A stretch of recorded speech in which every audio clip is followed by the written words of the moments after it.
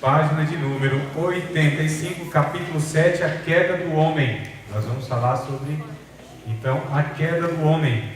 A não ser que vocês tenham alguma questão da aula passada, que talvez não ficou bem resolvida, faltou ainda talvez dar um complemento, alguma questão, ou de repente estava estudando essa semana, querem aproveitar esse iníciozinho de aula para que vocês já possam expor alguma coisa, contribuir?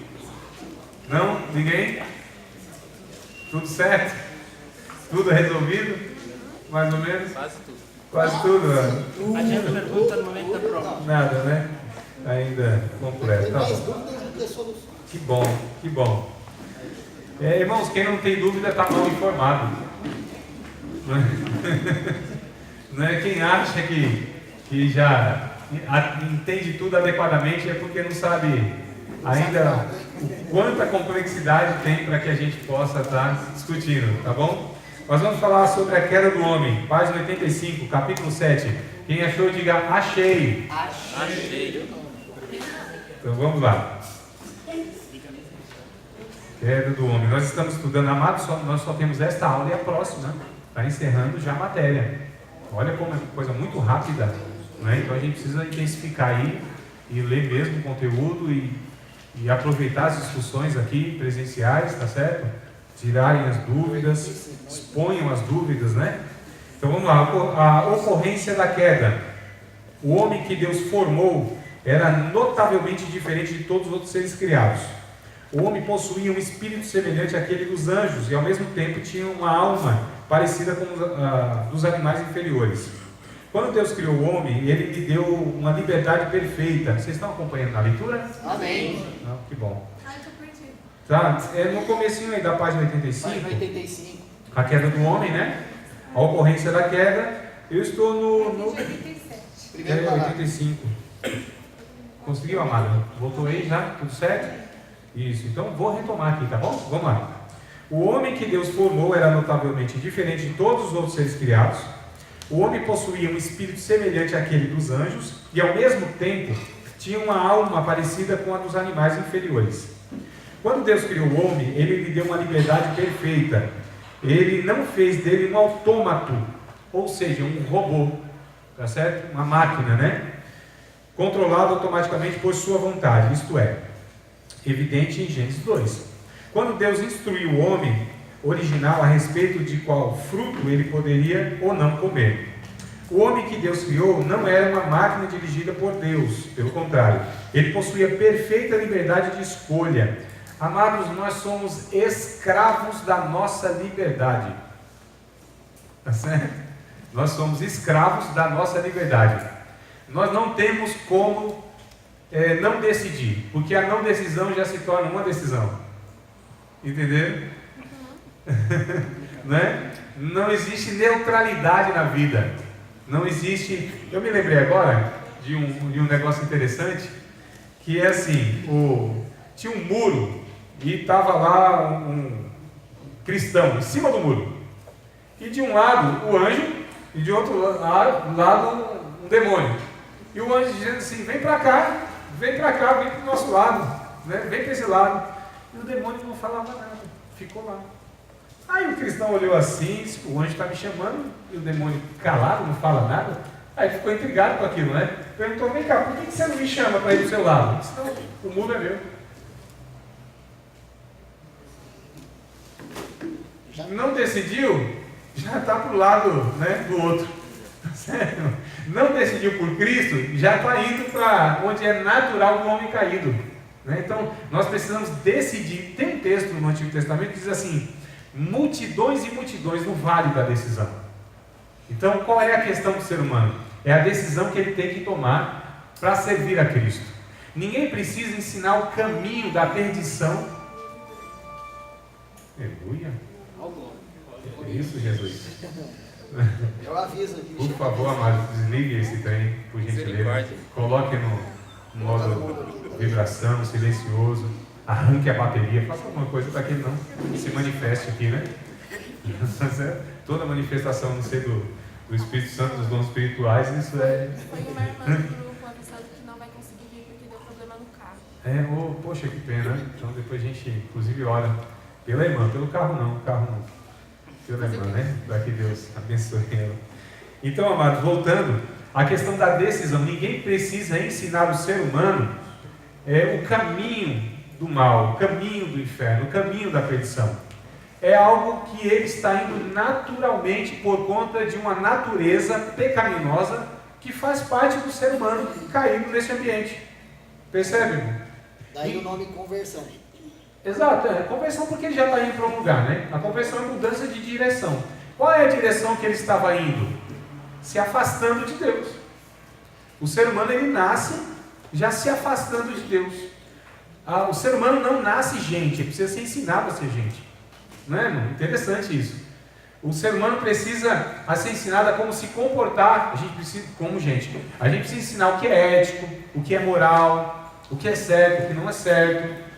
Já há uma tendência visível na criança, eu acho que eu falei isso umas 2 aulas passadas, se não me falha a memória, né? Então você já vê inclinação para o egoísmo, para irromper na ira, né? Por aquela tendência em ficar negando a culpa. Na criança nós já percebemos isso, né? A psicologia vai trabalhar muito bem essas características aí. Então o que acontece? Existe uma direção que o ser humano está indo a passos largos para o inferno. A humanidade está indo a passos largos para o inferno. E aí a gente precisa então ensinar ele a retornar. Porque quem somos nós? Somos aqueles que retornaram da rebelião. Que rebelião? A rebelião de Adão. Então nós somos esse povo. Lembra que eu falei para vocês uma ilustração para falar a respeito... A gente está falando de liberdade aqui, começamos a falar de liberdade, que o homem, né, é esse ser criado por Deus livre. E o que é um ser livre? Ele tem capacidade de escolha. Ele tem capacidade de decisão. Inclusive ele é responsável pelo mal que faz, porque ele tinha a decisão de não fazer o mal e de fazer o bem. E a decisão de não fazer o bem já é a escolha do mal. Porque nós pecamos por 2 vias, por comissão e por omissão. Acho que eu também já falei isso para vocês, lembram? Né? Então, eu fazer o errado não é a única via que eu tenho para pecar. Eu deixar de fazer o que é certo também é pecado. É o 4 de Tiago, verso 17, se não me falha a memória, né? Aquele, pois, que sabe fazer o bem e não faz, comete pecado. Então eu peco por omissão e por comissão, fazendo o errado e deixando de fazer o que é certo. Então não há neutralidade na vida e na vida espiritual, muito menos. Então ou eu faço bem ou eu faço mal. Não tem uma terceira via, não tem como, né? Então o homem, ele é livre. Eu acho que eu contei para vocês sobre a questão assim, porque há questionamentos, né? Por que Deus, se Deus sabia que o homem ia pecar, por que Deus fez o homem nessa possibilidade de pecar, de decidir? Por que não colocou um chipzinho nele lá, que só ia assim tomando decisões porque era certo? Por que não fez ele esse ser que só tinha capacidade de decidir uma coisa e não outra? Simples, porque Deus é um ser livre, ele decidiu criar outros seres livres. E ainda decidiu criar seres que tivessem relacionamento com ele pelo entendimento de quem ele era, ou seja, relacionamento por amor e não por poder. Deus não se relaciona conosco pela via do seu poder. Deus não converte ninguém pela via do poder dele. Tá certo, irmão? Isso é um erro muito grande, porque se fosse assim seria fácil. No pensamento de Deus todo mundo caía de joelho e estava tudo certo, não é? Mas Deus não escolheu esse tipo de relação. Ele seria um tirano se ele fizesse. Exatamente. Um déspota, né? Sem dúvida, e não é o caráter de Deus esse, né? Deus não obriga ninguém. Tem uma frase que diz assim: se não vim pelo amor, vem pela dor. Não, irmão. Deus só traz pessoas a si pelo amor. Não existe outra via. É pelo amor. Se pessoas vêm pela dor, a motivação já está errada. Porque é o alívio do seu sofrimento que ele quer. Não é o entendimento de quem é Deus que ele está indo até Deus. Já começa uma relação errada. Que infelizmente muitas igrejas estão apresentando o Evangelho como um alívio para a sua angústia, um alívio para a sua dor. Essa mensagem, ela não é, embora haja no Evangelho esse aspecto, não é? O aspecto onde o Espírito Santo, é claro que ele vai agir na nossa vida, em várias áreas da nossa vida, onde vai nos trazer alívio, onde vai inclusive nos trazer cura física, nem sempre, mas há essas possibilidades, mas não é esta motivação que me levou a Deus, tá certo? Não é a possibilidade de projeção social, não é porque eu estou passando angústia, eu quero alívio dessa angústia, porque aí já começa um relacionamento de interesse. Aí que é o problema, o grande problema. E a maioria de nós apresenta o Evangelho nessa perspectiva. Irmão, você está sofrendo? Está passando angústia? Você que vai resolver o seu problema.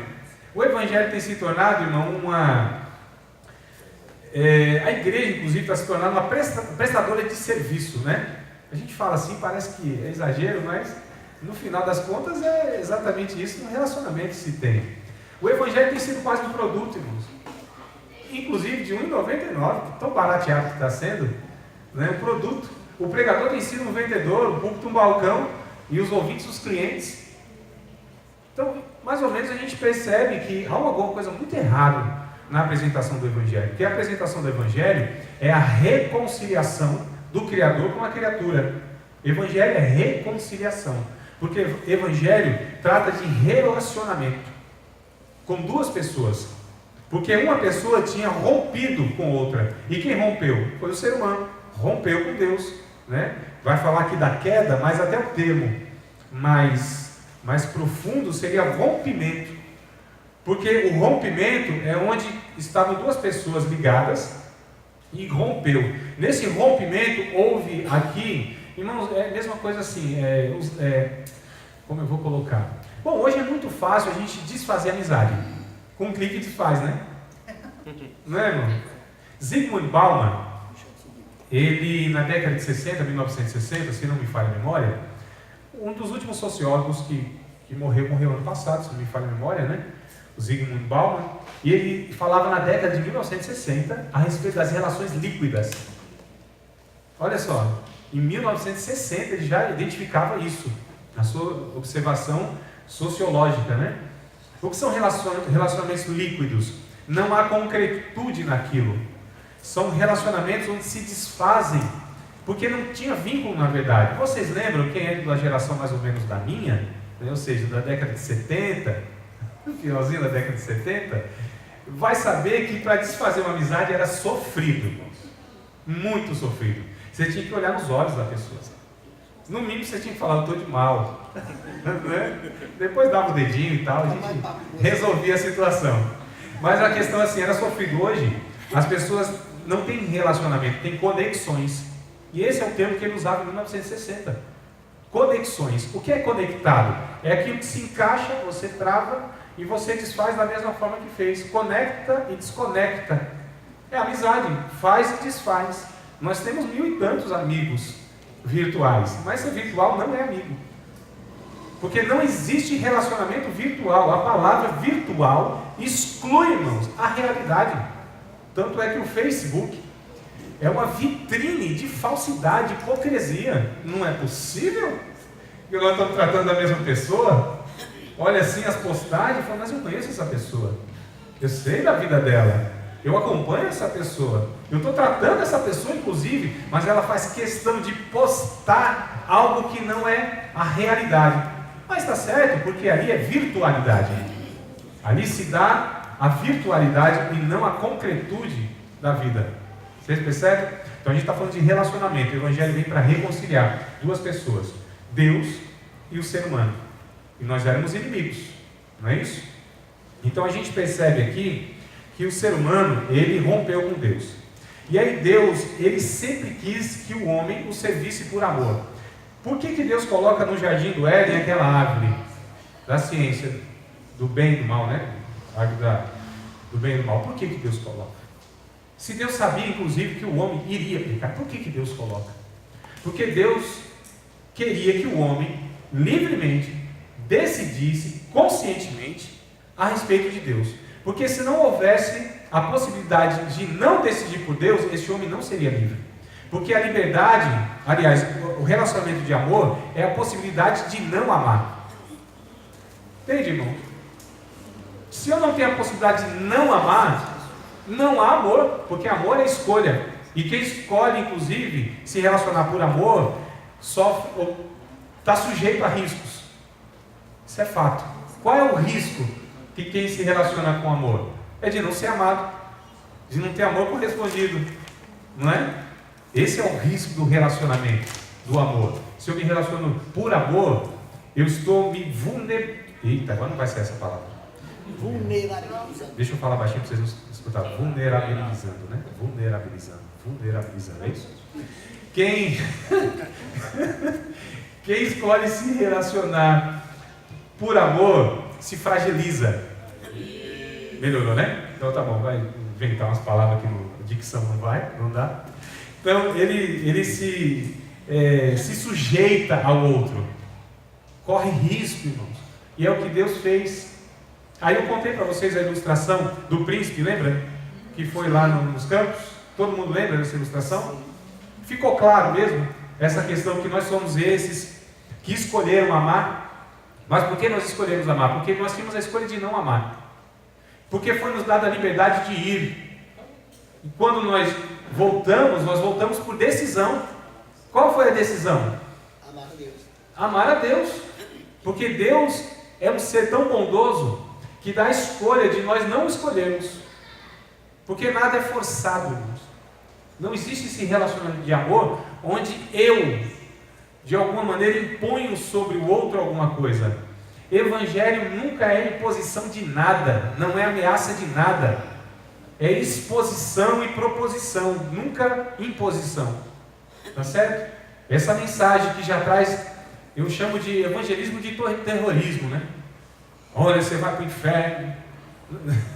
Aquela coisa toda, né? Se você não aceitar Jesus, é uma realidade, essa pessoa vai ser condenada. Mas a gente está gerando pessoas que abraçam o Evangelho com medo do inferno. A gente pergunta: por que você serve a Deus? Eu tenho medo do inferno, ué. Eu quero ir para o inferno. Por que você serve a Deus? Eu não quero ir para o inferno. Calma aí, você serve a Deus então porque você não quer ir para o inferno? Então está errada essa motivação. Por que eu sirvo a Deus? Qual seria a resposta? Porque eu amo, eu sei quem Ele é. Ele se mostrou a mim um Deus tão bondoso, tão misericordioso, tão generoso, tão empático, tão simpático, tão altruísta. Não é, irmão? Olha que coisa linda. Quem conhece Deus, é impossível não viver para Ele. Quem conhece Deus de fato, quem conhece o caráter de Jesus de fato, é impossível não adorá-lo. É impossível, irmãos. Impossível. É um ser que é sublime. É um ser que cativa. Eu não devia usar essa palavra cativa, né? Estou falando de liberdade, estou usando cativeiro. É um ser que atrai. É um ser que gera em nós um amor tão grande, porque é um ser que é amor. É a única coisa que sabemos de Deus, que Ele é amor. Não é que Ele tem, Ele é amor. É a essência de Deus, é amor. O resto tudo para nós é um mistério. Deus é um ser misterioso, é um incógnito que a gente tem. A gente não consegue decifrar o ser de Deus. Ele está para além de qualquer capacidade de imaginação. Agora, uma coisa Ele revelou na Bíblia: Ele é amor. Ele amou o mundo de tal maneira, é imensurável. A palavra tal é porque não teve como, né? Pô, irmã, antes que você não me empolga aqui, pode falar. Não, me ajuda que deu um nó aqui na minha cabeça. Você falou com relação a cear, apresentar esse evangelho que traz a vida, né? Mas uma vez que a pessoa se distanciou, se desconectou, ela se enche de coisas ruins que só Deus pode aliviar, não? Porque tanto que a palavra fala, né? Vinde a mim, todos estáis cansados, oprimidos, sobrecarregados. Eu vejo assim, que às vezes o evangelho é pregado errado na forma de assim, Deus vai dar o que você quer, vai fazer o que você quer. Não é isso, né? Sim. Deus vai transformar, né, a vida da pessoa. Aí deu um nó aqui. Tá, vamos ver se eu desato o nó, dou mais outro nó, o nó fica cego e não resolve nada. Vai saber. Porque é o que a palavra diz, que traz a vida. Sim, não. É por isso que eu disse, não é que não traz. Lembra que eu falei? Não é que isso não traz, não é que vem, mas vem a reboque. Essas realidades vêm a reboque, mas não deve ser um chamariz. Não deve ser aquilo que a gente apresenta como uma isca, por exemplo, para atrair por aquilo. Embora faça parte, claro que faz, se Deus é amor, é lógico que eu me relacionando com Deus, esse ser amoroso, Deus, Ele vai fazer de tudo. A sua vontade nunca vai ser plena nessa terra, porque o ambiente, a criação, Quando a gente fala de ruptura de pecado, irmãos, o que o pecado fez, a gente pensa que o pecado atingiu o ser humano apenas. O pecado, ele atinge toda a criação de Deus. Toda a criação de Deus. O pecado, ele desarmoniza toda a criação de Deus. Isso é mostrado desde Gênesis até Apocalipse. Inclusive a restauração em Apocalipse é a restauração da criação. Romanos capítulo 8 vai dizer que nós gememos, o Espírito Santo geme, e esta criação geme esperando a manifestação dos filhos de Deus. Então tudo está gemendo por conta do pecado que afetou todo o cosmos. Só para não perder a linha aqui do pensamento, então traz de fato. Agora a mensagem principal qual seria? A primeira mensagem, o Evangelho. Aí a gente precisa saber o que Jesus ele apresentou, e a gente vai para Marcos capítulo 1. Vamos pegar alguns textos bíblicos para a gente trabalhando aí baseado em alguns textos. Marcos, Evangelho de Jesus segundo escreveu Marcos capítulo 1. Porque o perigo, eu acho... amada, qual é o seu nome? Daisy. Mas Daisy, o que eu acho assim muito arriscado, porque aquilo que a gente apresenta como primeira mensagem, geralmente é aquilo que fica, porque é a partir daquilo que a pessoa, ela aceita, ela adere, ela toma a decisão, né? Então é mais ou menos assim, a primeira impressão é que fica, a primeira mensagem é o que fica na pessoa. Então, quando a gente apresenta o Evangelho como a primeira mensagem, como a possibilidade do alívio das angústias, é possível que algumas angústias, algumas dificuldades na vida, mesmo a pessoa servindo a Deus, não tenha solução, que é o que acontece na vida de todos nós. Quando não acontece, talvez gere uma crise nessa pessoa pelo fato que lá atrás ela aceitou, acreditando que o Evangelho seria a solução de todos os seus problemas. Entende? Então, é essa a preocupação que eu tenho. Agora, quando a gente apresenta o Evangelho, por exemplo, como Jesus ele apresentou, então a gente vê em Marcos, entre outras passagens, mas eu quero pegar Marcos, mesmo porque é o que eu estou lembrando, capítulo 1, verso de número 14, principalmente o 15, né? Nós vamos desde o 14 aqui, só para a gente pegar na boca de Jesus o que vinha, o que era o Evangelho, né? Parece ser tão simples, mas parece que a gente não tem tanta clareza assim do que é o Evangelho. Marcos 1,14, e depois que João foi entregue à prisão, veio Jesus para Galiléia pregando, né, anunciando. Então ele veio pregando aqui o Evangelho do Reino de Deus. E dizendo, o tempo está cumprido, e o Reino de Deus está próximo. Arrependei-vos e crede no Evangelho. Eu vou só pegar mesmo 15 aqui. Então ele veio pregando o Evangelho do Reino de Deus, ele dizendo que o tempo estava cumprido, o Reino de Deus está próximo. O Reino de Deus está próximo, essa expressão na boca de Jesus, não queria dizer que o Reino de Deus estava vindo. Não é proximidade escatológica, não é que estava se cumprindo a vinda do Reino de Deus. É que o Reino de Deus estava acessível, é proximidade. Entende a diferença? Exato, acessibilidade, para usar a palavra mais sofisticada e contextualizada, né? Então era um reino que tinha agora acesso, porque no Antigo Testamento não era assim. Para ter acesso a Deus, irmão, nossa, que burocracia, quanto ritual, quanta cerimônia, quanta regrinha, e ninguém tinha acesso diretamente a Deus, é pela via de um sacerdote, de um profeta, de um outro homem, não é? Agora Jesus está dizendo, não, o reino de Deus agora está acessível a todos. O reino de Deus chegou. Ele está acessível. Olha só, irmãos, que coisa linda. Arrependei-vos. Olha a mensagem aqui. A necessidade de arrependimento. O que o ser humano precisa, de fato, não é a cura de um câncer.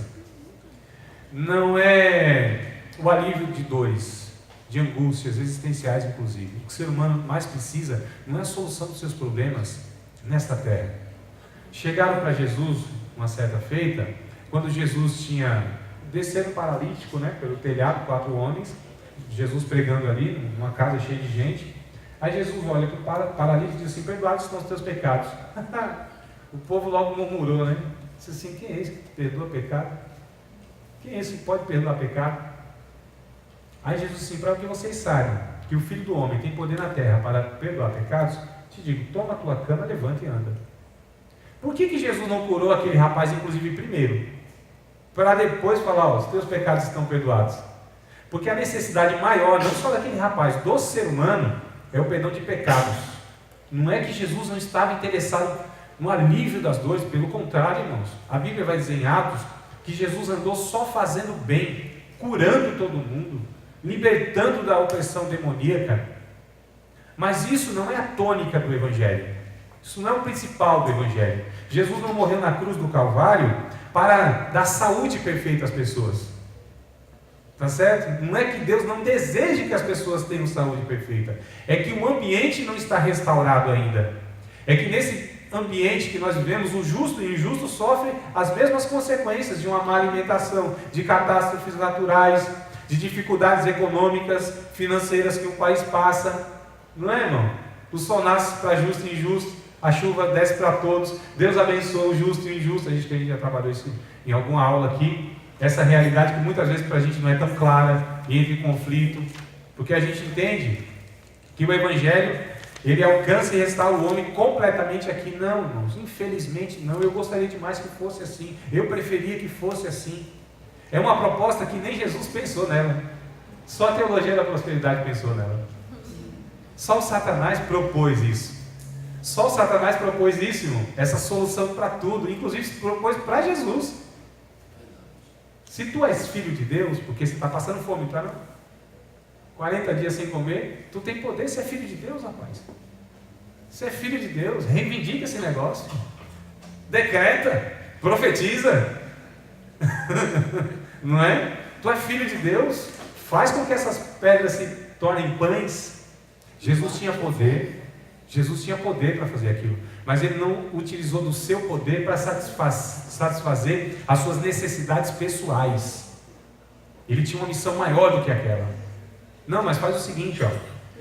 Você não veio aqui para conquistar os reinos? É fácil. Me prostra que eu te dou os reinos. Facinho. Jesus disse, não é bem assim. Existe uma trajetória ainda. Não, mas faz o seguinte, você não quer ser conhecido e abraçado como assim, o Messias? Se joga no pináculo do templo e o povo vai ver você caindo assim, os anjos de Deus vindo assim, ó, e mostrando que você é filho de Deus. Deus vai provar para os outros quem você é. Estão percebendo alguma coisa assim no ar? Deus vai provar que você é ungido, que você é filho de Deus. Se joga, porque está escrito. O pior de tudo é isso, irmãos, é que é usado as escrituras sagradas de uma maneira descontextualizada, sem o espírito de vida. Porque o que mata é o que? A letra, sem o espírito. Então a letra pode ser usada sem o espírito que gerou a letra. Vocês estão entendendo? Então, mas não está escrito lá no Salmo, se joga aí os anjos, Deus dará ordem aos seus anjos para te guardar e aquela coisa toda. Jesus disse, não vou tentar Deus, não é por essa via. Pela obediência, Jesus se sujeitou a todo o processo que ele tinha que passar, irmãos. Todo o processo. E aí a gente percebe que a mensagem aqui é esta: o reino de Deus está acessível, arrependei-vos. É aqui que entro. Calma, varão, que eu não esqueci, viu? Só um minutinho, senão eu perco aqui a linha. Não é perder a linha de nervoso, eu perco a linha do pensamento. Arrependei-vos. Então, olha a mensagem que vem na boca de Jesus. Primeiro, quando a gente vai evangelizar uma pessoa, a gente fala assim, olha, Deus está reconciliando o mundo através de Jesus. É necessário que você se arrependa. Se arrepender do quê? Do seu pecado. Qual é o pecado que leva as pessoas para o inferno? O pecado de não crer no Filho de Deus, irmãos. Esse é o pecado que a gente chama de pecado mater. Pecado que gera todos os outros pecados. Tá certo? João, Evangelho de João, capítulo 3, me parece que é verso 18. Vai dizer isso. Acho que é 18, né? Me ajudem aí, por favor. Quem crê no Filho de Deus não é condenado, né? Aqui na minha versão está. Julgado. Ele não é julgado. Isso. Mas quem não crê nele, João capítulo 3, verso 18. está julgado. Porquanto não crê no nome do unigênito Filho de Deus. Quem crê em Cristo está salvo. Não é julgado, está salvo. Mas quem não crê já está condenado, porquanto não creu no unigênito Filho de Deus. O que levará as pessoas para a condenação eterna é não crer em Cristo. O que salvará as pessoas dessa condenação eterna é crer em Cristo. Então, o que vai ser o divisor de águas aqui? O crer ou não crer em Cristo. Esse é o pecado máter. É não crer em Cristo. João capítulo 16, verso 8, 9 e 10. A gente completa aqui e depois o irmão entra aqui com uma pergunta, com uma dúvida ou com uma contribuição no pensamento. 3 opções, varão. Olha. Capítulo 16, verso 8, 9 e 10. O Jesus, ele disse assim, João capítulo 16, verso 8, 9 e 10. E quando ele vier, Jesus está falando do Espírito Santo, convencerá o mundo do pecado. Do pecado. Está no singular, não é, irmãos? Sim. Mesmo que vocês não tenham origem assim, pentecostal, assembleana ou de uma igreja pentecostal, vocês vão lembrar do hino 15. Ó, com cego andei, e perdido vaguei, longe, longe do meu Salvador. Mas do céu ele desceu, seu sangue verteu, para salvar um tão pobre pecador. Foi na cruz, onde um dia eu vi. Não está errado. Não está errado.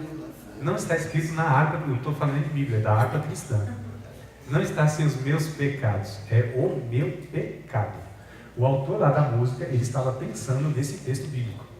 Tá certo? O meu pecado. Que pecado é esse singular? Embora seja verdade que o Espírito Santo nos convence de todos os demais pecados. Mas qual é o pecado que o Espírito Santo vem para convencer-nos? E a partir desse sim vai mudar a nossa vida. Jesus diz aqui, ó, quando ele vier, o Espírito Santo convencerá o mundo do pecado, né? Não são dos pecados. O texto, né? Falando do texto. E da justiça e do juízo. Aí ele vai, no verso 9 ele diz, do pecado, porque não creem em mim. Esse é o pecado que gera todos os outros. O não crer em Cristo. Tá certo, irmão? Não crer em Cristo. O que salva o homem? Crer em Cristo. O que vai fazer com que o homem viva eternamente na perdição? O não crer em Cristo. Não é o crer intelectual. Isso aqui tem que se desembocar numa vida. A fé tem que ser condizente com a prática, né? Então, quando a Bíblia fala crer, não é eu creio, mas vivo na descrença. Não, é crer e isso se materializa na minha vida. É a crença concreta. A Bíblia trata de crença concreta, não de crença abstrata, intelectual, tá certo? Um assentimento, não é isso. A Bíblia fala de crer, é estilo de vida, forma de viver. Porque eu creio em Deus, então eu vivo como Ele disse que tem que viver. Esse é o chamado aspecto do fruto do Espírito Santo, chamado de fidelidade, amor, gozo, paz, longanimidade, benignidade, fidelidade, mansidão e temperança, né? Controle próprio, fidelidade ou fé, depende da versão, vai ter a fé ou fidelidade, porque o original pistis pode ser traduzido tanto por fé quanto para fidelidade, porque para os gregos quem era fiel também era fidedigno e tinha fé. Porque não tinha como eu ser fidedigno sem ter fé. E quem tinha fé tinha que ser fidedigno na sua maneira de ver. Uma coisa não pode ser desassociada da outra. Entende, irmão? É a gente que consegue fazer essa separação. A pessoa tem fé, tem muita fé, muita gente de fé. Povo de fé, crente de fé. Mas a vida tem alguma coisa errada aí. Então, como assim? Então não tem fé. Biblicamente não. Porque o que nós concebemos de fé é a capacidade de concordar. Não é de crer, no sentido abstrato, místico. Eu creio que Deus pode fazer. Não, isso não é nem crença, irmão. Isso é lógica. Porque se eu professo que Deus é Deus e ser supremo, superior, é lógico que Ele pode todas as coisas. Porque eu estou me relacionando pelo poder, na crença no poder de Deus. Uma coisa é se relacionar com a crença no poder de Deus, outra coisa é se relacionar com o caráter de Deus. É totalmente diferente, irmãos. Tanto é que quem conhece o caráter de Deus, ainda que Deus não faça, ele não entra em crise. E nem duvida do amor de Deus, porque Deus não fez, não aliviou a situação, não entrou com providência. O caráter de Deus não entra aqui em xeque, tá certo? Eu sei que ele tem crido. Ainda que ele me mate, disse Jó, eu vou ter esperança nele. Olha, irmãos, que convicção do caráter de Deus. E a situação de Jó era diversa, não era? Não era difícil?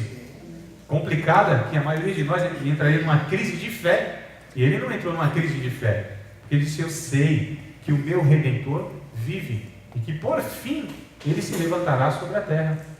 Eu sei, ainda que ele me mate, eu vou ter esperança nele esperarei. Ele conhecia Deus no seu caráter, quem Deus era. A crise fez com que ele crescesse nesse conhecimento de Deus, a ponto de ele falar: antes eu até conheci o Senhor com uma medida, pelos olhos, agora não, eu te conheço como tu és de fato, e agora eu sei que nenhum dos teus pensamentos pode ser impedido. Olha que coisa linda, irmão. Então a crise serviu para que Jó crescesse no conhecimento de Deus, não que ele entrasse numa crise para que ele abandonasse Deus. Em nenhum momento ele blasfemou de Deus, em nenhum momento. Ele amaldiçoou o dia do seu nascimento. Ele não compreendia um monte de coisa, não é? Ele entrou em crise por conta de uma situação que não tinha explicação. E Jó não sabia o que nós sabemos a respeito dele, irmãos. Você acha que Jó viu assim, o slide no céu, Satanás conversando com Deus? E ele não sabia de nada, a sua vida estava normal. E aconteceu todas aquelas catástrofes. Nós sabemos o que estava acontecendo, mas ele não. Como nós não sabemos o que acontece aí, muitas vezes, ao nosso respeito. E a gente segue a vida, e acontecem as coisas. E tem hora que a gente fala foi Deus, tem hora que a gente fala foi o diabo, tem hora, né? E quando a gente fala que foi Deus, às vezes foi o diabo. Quando a gente fala que foi o diabo, às vezes foi Deus. Não é, irmão? E a gente de repente não é nem o Deus nem o diabo, somos nós mesmos. Então tem três espíritos que operam nesse mundo aqui: o de Deus, o do diabo e o nosso, do ser humano. O difícil é distinguir isso, é discernir isso. Porque quando a gente discerne, aí fica mais, entre aspas, mais tranquilo a gente lidar com a situação, porque a gente sabe de onde está vindo. Se vem com o diabo, é relativamente fácil, né? Se vem de Deus, não tem que fazer tratamento de Deus, vamos embora, Senhor me dá graça, o Senhor quer tratar alguma coisa no meu caráter, vamos embora. Se é comigo, então eu tenho que me consertar nesse sentido, não é, irmão? Então a gente às vezes confunde os adversários e aí está dando murro no cão. Deus disse: não sou eu que estou providenciando esse dia da calamidade para você, porque foi a via que eu achei, porque você fechou todas as outras portas para eu trabalhar na tua vida. Não é que eu tenho prazer nisso, mas eu estou aqui num projeto de salvar a tua alma, ainda que o teu corpo sofra, ainda que você tenha prejuízos nessa terra, mas eu estou preservando você para a eternidade. Ô irmão, como é difícil a gente discernir essas coisas, né? É por isso que nem tudo é tão claro assim e a gente fica meio perdido. Serve de Deus, diga, senão eu vou me empolgando aqui. Embaçado. O senhor não levantou a senha assim, viu? Senha número 3, pode falar. Pastor, eu quero tirar uma dúvida aqui. O senhor falou sobre a pessoa vir para o Evangelho da forma errada, né? Achar que é uma coisa e depois se decepciona, né? Eu vejo muitos pregadores em Mateus 6, 33, Sim. e pessoas também falando isso para outras pessoas, que falam assim: buscai primeiro o reino de Deus e sua justiça, e todas as coisas serão acrescentadas. São estas, né? Então daí estas coisas. eu vejo aqui que estas coisas, né? E o que são estas coisas? Aí tem que ler o texto antes, né? O texto antes que fala que não andeis ansiosos pelo que veio comer, beber ou vestir. O sustento básico para a vida, né? Eu Seria. vejo muitos pregadores falando dessa forma. Isso. Né? E colocando palavras na boca de Deus que ele não falou, pegando um texto descontextualizado, que um texto fala do contexto gera o pretexto. Isso é fato. E tem pessoas que pensam dessa forma: não, eu vou correr de Deus, então tudo vai ser acrescentado. Eu vou ter carro zero, eu vou ter uma casa boa, Isso, passar na faculdade muito está equivocado na abordagem que fizeram. Amados, é muito sério aquilo que nós falamos a respeito da palavra de Deus. Nós falamos muita coisa que Deus nunca disse. E Deus só tem compromisso com aquilo que Ele diz, não com o que eu falo, o que Deus não disse. E o professor que me ensinou isso daqui, ele falou que isso daí é usar a própria boca do demônio, que nem Eva usou. Escutou na época dela e... Ele pegou, o diabo pegou a palavra de Deus e tirou o seu significado e distorceu a palavra, colocando outro sentido. Não é? É assim que Deus disse? Aí o homem até falou: não foi assim que Deus disse. Mesmo assim ele conseguiu ainda, porque assim, irmãos, o que o diabo mais faz é enganar. Nós não desprezamos as astúcias do diabo, a gente não menospreza o diabo, a gente nunca baixa a guarda, e muito mais ainda quando ele usa a palavra. Olha só, irmão, parece uma contradição. O diabo usa a palavra. Sim. O que tem de pregação que é um desserviço para o reino de Deus não é brincadeira. O que tem de gente proferindo em púlpitos a pregação que é um desserviço, que é um desvio, que é um engodo, não é fácil, irmãos. É um negócio terrível. Eu já entrei em uma igreja abençoado. Depois da pregação eu saí desabençoado. Não sei se vocês já passaram essa situação. Abençoado, sabe, irmão? Deus tinha até falado comigo e tal, aquela coisa toda, tinha meditado na palavra de Deus e tal, orado a Deus, aquela coisa toda, o coração. Mas eu falei, vou me alegrar, não preciso que Deus fale comigo no culto, eu só vou para agradecer, louvar a Deus, encontrar meus irmãos e tal, aquela coisa toda, e louvou para cá, e louvou para lá, culto martírio da vida, culto, canta minha gente, né? Aquela coisa toda e tal, e se alegra. Né? Aí sobrou lá seus 20 minutos, 25 para a palavra, o cara pregou e eu fui me desabençoando. Oh, meu Deus do céu, nunca aconteceu isso com vocês? Sabe, Deus, tu fala depois da irmã. Pode falar, irmã. O senhor falou agora a respeito de slide, né? Deus falando com o diabo, lá discutindo sobre a vida de Jó lá. Queria fazer com que o Deus falou para Jó, pode fazer o que você quiser com você, só não tira a vida dele e tal. E eu estava lendo no nosso apostila aqui, tem um trecho que fala assim, né? Que Deus não realizará nada em nós, né, se nós não cooperarmos. E diz assim também, nem Deus nem o diabo podem fazer qualquer obra sem primeiro obter o nosso consentimento, né, porque a vontade do homem é livre. Então só para entender um pouco assim, né, quando Deus falou para o diabo, nós podemos fazer o que você quiser que não deu certo, só não tire a vida dele. Sim. Certo? Mas já tinha o consentimento que Deus falou para o diabo fazer o que ele fez na vida dele? Se você ler o texto aqui, Sim, eu preciso ver esse contexto aqui, o vai. diabo não ia fazer nada sem o consentimento de Jó, certo? Aí então, eu preciso ver a abordagem aqui, mas deixa eu ver aqui se eu entendi o pensamento que você está colocando, que é do autor aqui. Que a gente precisa ver se o pensamento do autor também condiz com o ensino bíblico, que nem tudo, porque está em conteúdo teológico, de fato, é por isso que a gente está trabalhando nisso, né? O conteúdo nosso não é a Bíblia, ela é sujeita e passível de julgamento e de passar pelo crivo da doutrina bíblica, né? Porque é um autor aqui. Então, aí eu preciso inclusive, mas eu acredito que mais ou menos eu sei o pensamento, embora não lembro de ter lido isso, não é que não está, então não lembro de ter lido, eu não li mesmo, acho que eu não li. Não sei onde você está mais ou menos, depois você me passa. Ah, tá, que eu não li ainda, né? Tá certo. Então é assim, irmãos, o que acontece? Nem tudo é dessa forma como a gente pensa. Bom, eu dou autoridade para o diabo, ele faz. Se eu não der, ele não faz. Não é bem assim.